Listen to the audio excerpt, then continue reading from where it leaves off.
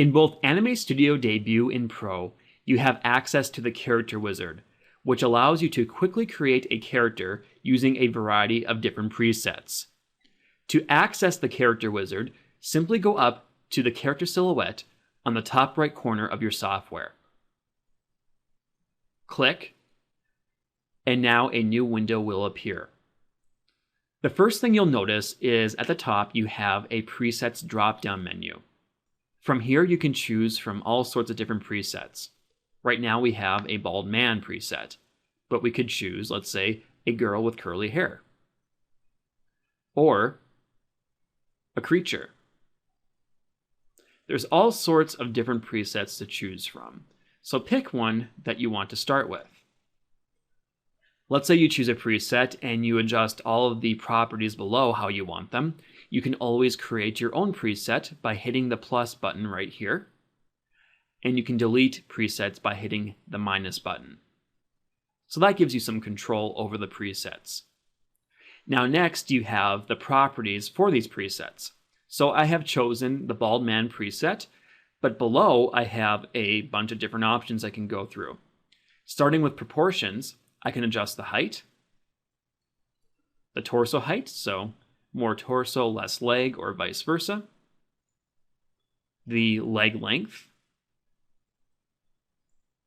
head height, so that gives us a bigger head, and we can make the character look fat or skinny. Coming down here to the arms, you can do arm length, so make them really long. You can make the shoulders bigger if you wish. You can go to arm width and make the arms look thicker, or add muscles, or make them not muscular at all. Come down here to hand length and you can make the hands bigger. And with this drop-down menu, you have the ability to choose from different hands. Right now I'm set to cartoon simple, but let's say I go to realistic. You can see now the hands have changed. They're more detailed. Or I could choose square. Again, just a different look for the hand. So it just depends on what you're looking for. With the legs, you have basically the same options you do with the arms, except it affects the legs. So you can choose hip width, leg width, muscles, foot length. And for the feet, you can choose sneakers or any of these other presets. So we could go barefoot. We could go with simple. It just depends on what you want to do. So now that you have set all of your body properties, we can go over now to the face tab. In here you can adjust your head. So there are presets for the head. So if we come here, we could, for instance, change it to Anime Boy Winter or Boy Toon. Again, it just gives you different presets to play with.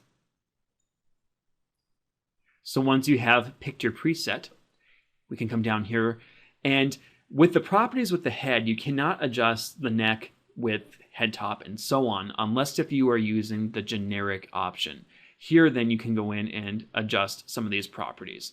But most of these presets are pretty much set in so that you can't do any adjustments. But if you're looking for something generic, then you can make those adjustments. Now with the eyes, once again, you can choose from different presets, and you can adjust the size, as well as the height and spacing. For the mouth, once again, you have presets, so I could choose cutout, and size and height can be adjusted. Same with the nose, size and height. And some of your presets allow head props. So let's say you want to put a hat on your character or something on the character's head. You could definitely do this with some of the presets. Finally, you can adjust the vertical position of your face if you wish. And at any time, if you want to see what this looks like in all angles of your character, you can come down here to the preview window and adjust this dial and see what your character will look like from all directions. So moving on now to movement.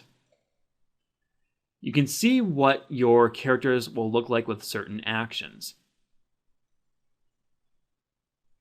There's 4 actions, and with the walk, you have some control over those actions. So for instance, we could adjust the steps per second. So if we put this up, he is going to walk a lot faster. If we put step distance, he'll take bigger steps. If we put step height up, he'll lift his legs up more. And we can make his arms swing even more with this option, as well as the torso bend. You can see it's really exaggerated now. And you can go to the other actions to see what those are going to look like. Going over here to the clothing, you can adjust the pants to be long or short, just as a shirt. So I could choose short. You can see now he has shorts on. I could adjust the color of the pants if I wish. And the same goes for the shirt. Go to style, and now you can adjust the skin color, hair color, stroke width. Those are similar things you'll find in your style panel. And you can create a randomized line width. And you can choose to have scale compensation on or off, which basically means if you take your camera zoom tool and zoom into the character, the lines will get bigger when this is checked. If it's deselected, the lines will stay the same no matter what. So once you have all of your settings picked, you can come down here and check export all views, and that will export all of these views as switch layers so that you can switch back and forth between them when working on your animation. And finally, if you're looking for something a bit more random, I guess would be the word, you can always choose randomize.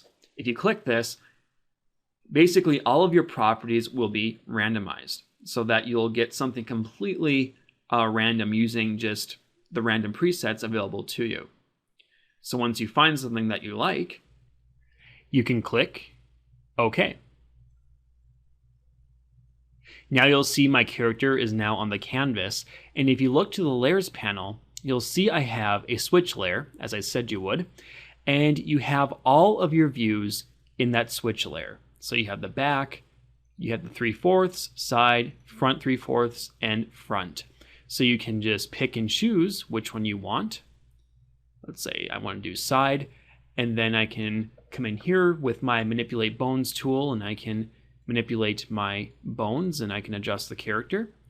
Also, if you go up to window, actions, you can see here you have your actions in the actions panel that I was showing you in the character wizard window. So you can initiate those actions if you wish, and if you're not sure how to use actions, I do have a tutorial on that, so you can check that out and get in-depth knowledge of that. But that is how you would access those actions from the character wizard. Anyway, that wraps up this lesson on the character wizard. If you have any more questions regarding Anime Studio, please visit the official Anime Studio website at anime.smithmicro.com. Thanks for watching, guys. I have more Anime Studio 9 tutorials out there, so be sure to check those out, and I'll see you next time.